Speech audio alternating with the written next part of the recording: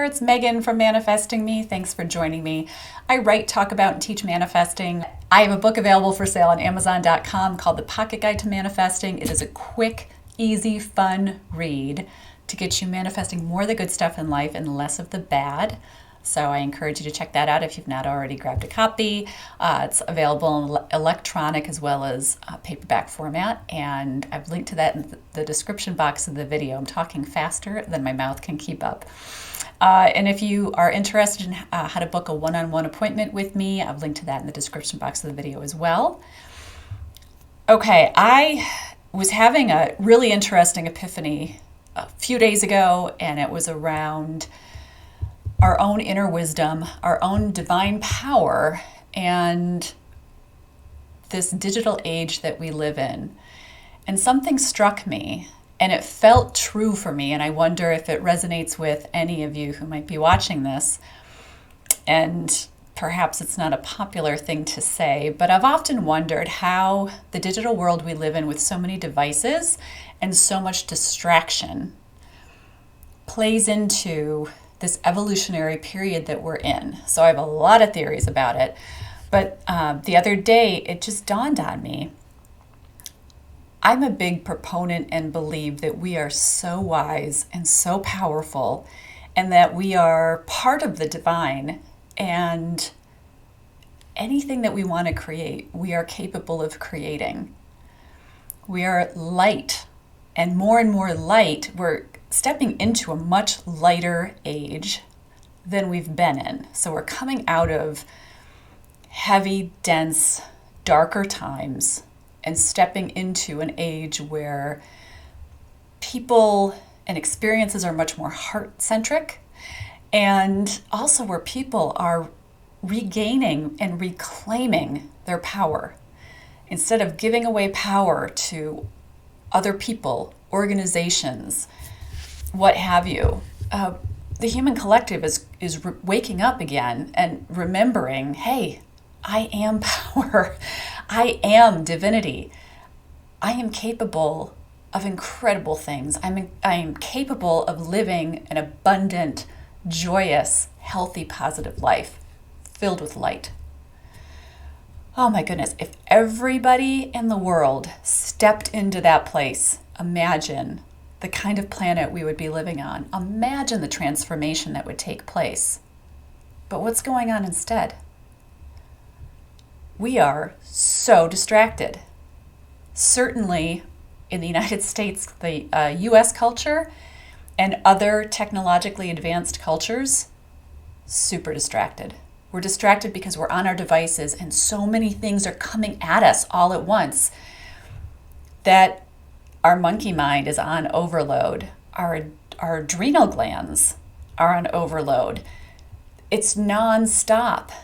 And more people, I think, are wanting to wake up. But I wonder, is it harder for us now in this age of technological advancement and devices and constant information coming at us from so many different places? And us, I mean, we're captive audiences for it too, right? Like, we're totally sucked into it.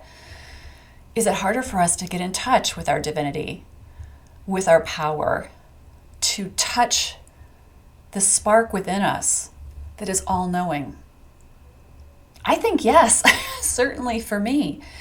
For me, I keep myself so busy, and I've often said that that's kind of a driving energy. It's a pattern that I've had a lot of my life. I don't think I've had it all my life, but a lot of my life. But I'm really aware of when I break it, when I break that busyness. And you know how I do it?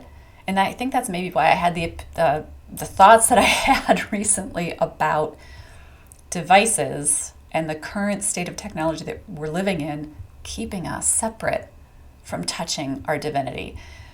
When I go outside and it's just me and Mother Nature, and I am just taking in the present moment, and my dog is with me, and we are just there, and we're smelling the air, we're hearing the sounds, we're touching the earth. That's when I'm most aware. That's when I'm the calmest. That really grounds me. It grounds my energy. And that's when I feel most powerful. Boy, I feel powerful when I'm outside like that. And then I go back inside and I get on the computer and I check email, and I've got all these different messages coming at me, and I've got people I have to respond to, and I have things I want to look up, and I'm going to do this and I'm going to do that, and then I've got some noise in the background because I want to be entertained, and then, oh my gosh, do you hear about that? Well, let me go check that out. I mean, I'm sure you can even hear the difference in my energy as I'm saying all that. So for me, it's just kind of I don't have an answer. This is pure speculation. But I wonder if the connectivity that we all have, which has its good points for sure. Everything has good in it. But it just made me wonder if that's something, if it's kind of almost a big scheme to keep us away from truly living in our wisdom, our divinity, our power. And then interestingly, this morning, I clicked onto a video of somebody who channels, and she channels over in the UK, and she happened to be bringing through the energy of the performer Prince. And wasn't that one of his messages? I was, like, oh wow, Prince agrees with me. I don't know if that's what it was, but it was just that the synchronicity was validation for me. Yeah. If we want to step out of the matrix, if we want to be our most powerful selves, maybe we need to be stepping away from all the devices and the distractions and going out and to touch our true nature. Maybe touching nature is what we need to do. So, curious what anybody might think of that. Like I said, I don't have the answers. It's just something that popped into my head. The other thing I want to just touch on is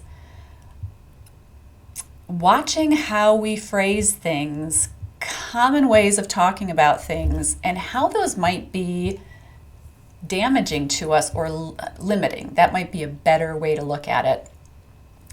I was with an energy worker the other day, and we were just chatting after a session that we had together. And she mentioned how there was another energy worker that she used to be connected with and who used to be in town a lot more, but then she had to go out and get a real job. And like the way she said it, I just stopped and I pulled back. I've heard that a lot. There's two phrases that we hear a lot: real job, real world. And I just said, gosh, energy work is a real job. And she wasn't really kind of in that wavelength. She's like, yeah, but she recognized that she had to live in the real world. And I go, this is all the real world. Whatever we see around us, whatever we're doing, that's our real world. But isn't it funny how we just kind of come up with these little labels? And I don't know if it's us buying into what mass consciousness might think. What does the collective consciousness think about energy workers still, or metaphysicians, or magic, or other realms, parallel realities, different timelines? Is that not the real world? My new mission is going to be to talk about everything as if it's real world. Because all that we do when we put a label on something as being this or not being that, we're separating it out. We're possibly pushing it away from us, or pushing it away from someone else, or just putting up these barriers. How about we just be inclusive? How about we be inclusive, and any job that you're doing, that you like doing, that is helping you make it through the world, that's a real job. Artists, energy workers, I'm sure there's 1,000 other things that I could think of. Those are real jobs. And there is no quote unquote real world. It's all the real world.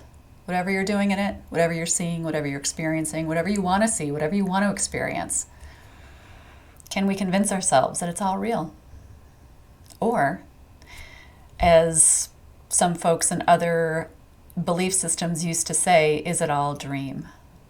Is this the dream? Is this the dream world? And then when we go to sleep at night, is that our awakened world?